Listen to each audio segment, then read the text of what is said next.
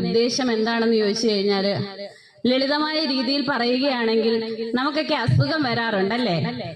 അസുഖം വരുമ്പോൾ നമ്മൾ ഹോസ്പിറ്റലിൽ പോകാറുണ്ട്.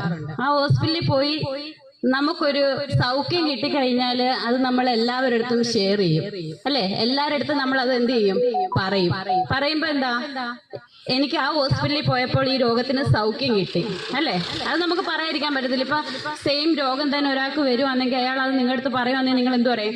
അവിടെ പോയാ മതി, എന്താ സൗഖ്യം കിട്ടുമെന്ന് അവര് പറയാനായിട്ട് ഇടയായിത്തീരും. അതേ കൂട്ട് തന്നെ ഞങ്ങളുടെ പാപങ്ങൾക്ക് വിടുതൽ തന്നത്, ഞങ്ങളുടെ രോഗങ്ങൾക്ക് സൗഖ്യം തന്നത്, അതേ കൂട്ട് നിത്യരക്ഷ ഞങ്ങൾക്ക് നൽകി തന്ന ഒരു യേശുക്രിസ്തുവിന്റെ വചനവുമായിട്ടാണ് നിങ്ങളുടെ ഈ ദേശത്ത് ഞങ്ങൾ കടന്നു വന്നത്.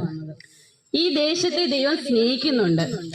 അതുകൊണ്ട് തന്നെയാണ് കർത്താവ് ഞങ്ങളെ ഈ ദേശത്തോട്ട് വിട്ടത്. ഞങ്ങൾക്ക് അത് നിങ്ങളുടെ അടുത്ത് പറയാതിരിക്കാനായിട്ട് കഴിയുകയില്ല.